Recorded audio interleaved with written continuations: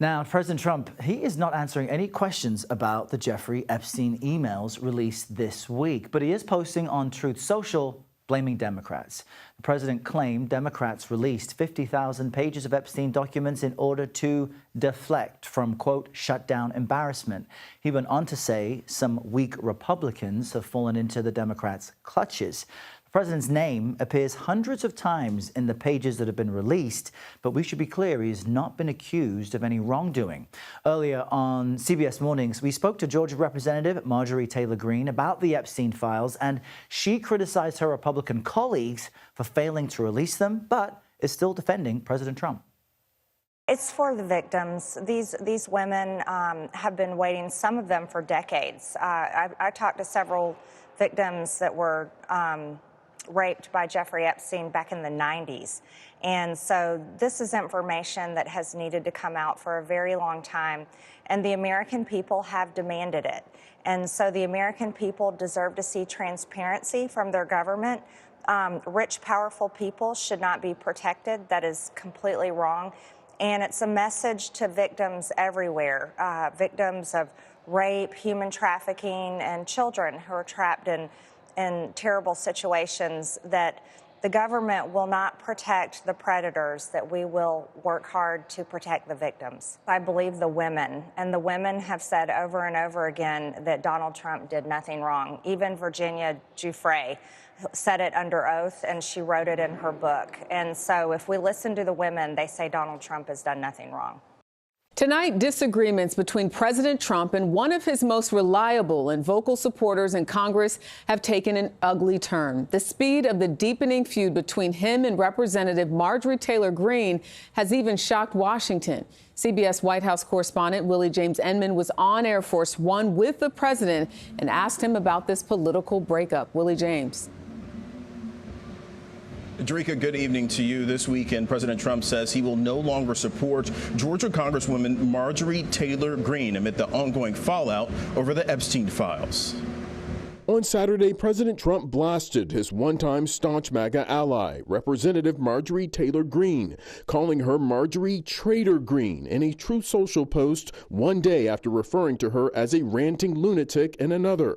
On Air Force One, the president even suggested he'd be open to backing a challenger to her seat in Congress. I'm no longer much of a fan. Greene punching back today in a series of social media posts saying, quote, "I never thought that fighting to release the Epstein files, defending women who were victims of rape, and fighting to expose the web of rich, powerful elites would have caused this. But here we are."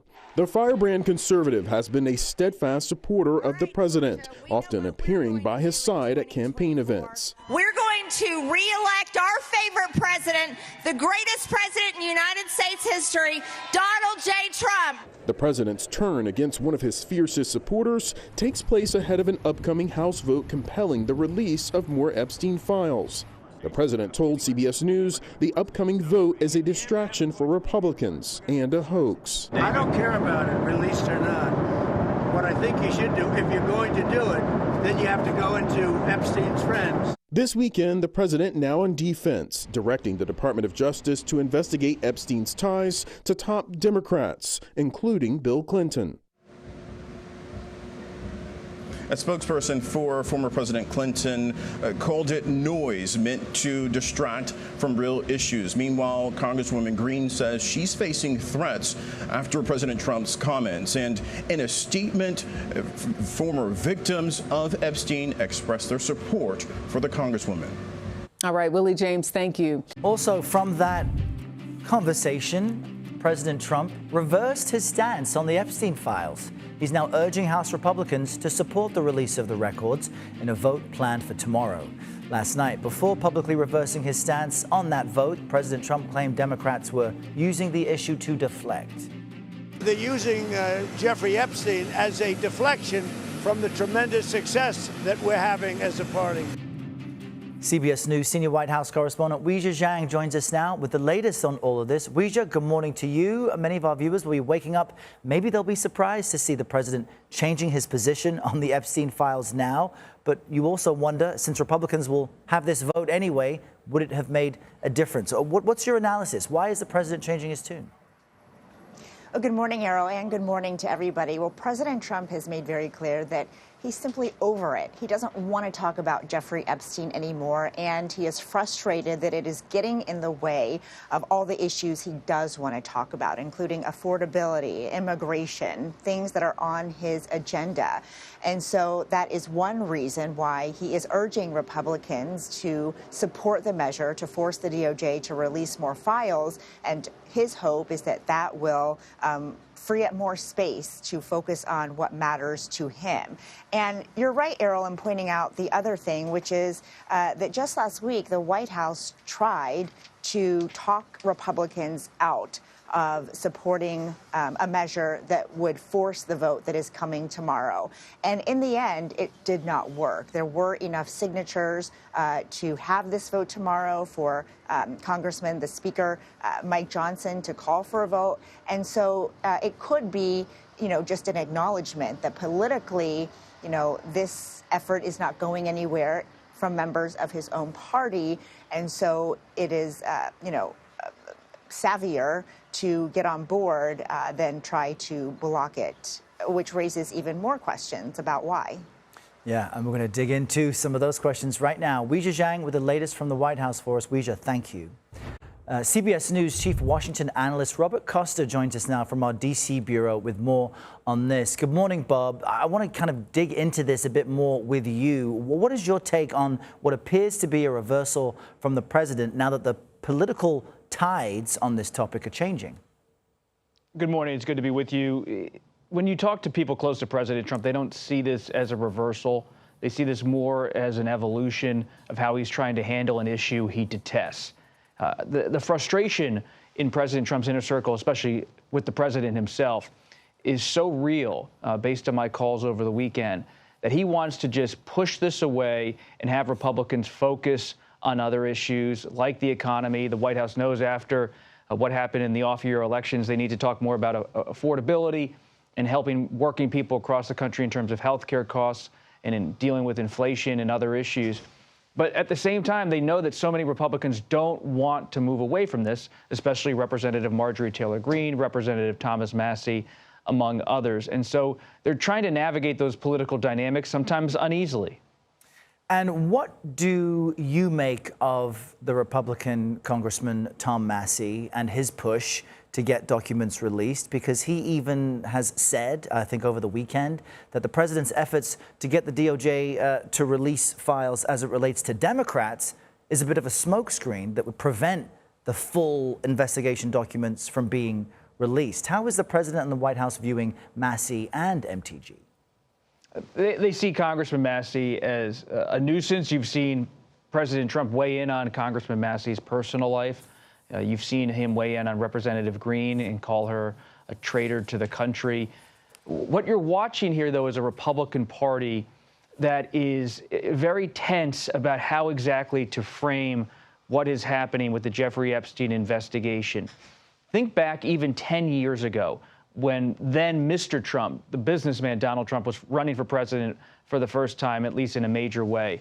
And you had him talking about what he believed was corruption among the American political establishment. He cast the Democratic nominee, Secretary Hillary Clinton, as a corrupt figure in American life. And he was part of this group of voices in the Republican Party who really used a broad brush to say that the Democratic Party in particular, but that the elites of this country were corrupt and that their conduct was in some way not that great. And that fervor hasn't gone away, and it's part of what's driving this conversation. And we'll keep watching this closely. Bob Costa in our D.C. bureau. Great to see you this Monday, Bob. Thank you. Republican Congresswoman Marjorie Taylor Greene says she will no longer use political rhetoric that she's now calling toxic, and she's apologizing for previous derogatory comments she's made. Listen. I would like to say humbly, I'm sorry for taking part in the toxic politics. It's very bad for our country. I am committed, and I've been working on this a lot lately, to put down the knives in politics. I really just want to see people be kind to one another, and we need to figure out a new path forward. The congresswoman publicly shared that she's been receiving a, quote, hotbed of threats she claimed were being fueled and egged on by the most powerful man in the world, President Trump. Joel Payne and Kevin Sheridan join us now for a strategy chat, politically speaking. Joel is a CBS News political contributor and Democratic strategist, and Kevin is a Republican strategist and formerly served as a spokesperson for the Republican National Committee. Good Monday morning to you both, gentlemen. Thanks for being with us. Joel, let's start with you. You know, MTG developed a reputation as a firebrand conservative. So why apologize and change tone now, do you think? Yeah, it's been quite the transformation for Marjorie Taylor Greene of late.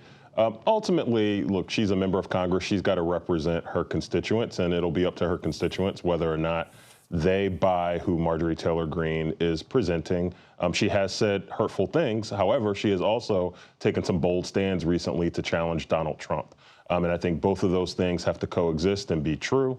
And I think for Donald Trump, what it portends is his grip on the MAGA base, on MAGA loyalists like Marjorie Taylor Greene, seems to be slipping, which suggests that Donald Trump is seeing his presidency enter a phase which a lot of us have been portending, which is the lame duck phase, which is as he is in his second term, and he will not be on the ballot again.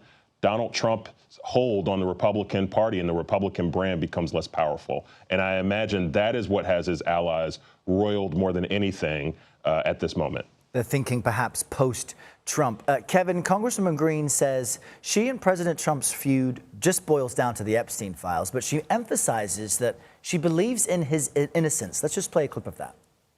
The women themselves that I have talked to have over and over again said that Donald Trump did nothing wrong. Quite a few of them even told me they voted for him. And those are the women I would like to see in the Oval Office with support. So what do you make of that? Because President Trump says he now wants to release the Epstein files. So is it, as Joel suggests, Trump recognizing he's losing a grip on his base, or is there something else at play? Well, you would think that the MTG-Trump feud would now be put to bed. You know, it looks like this thing's going to pass the House easily.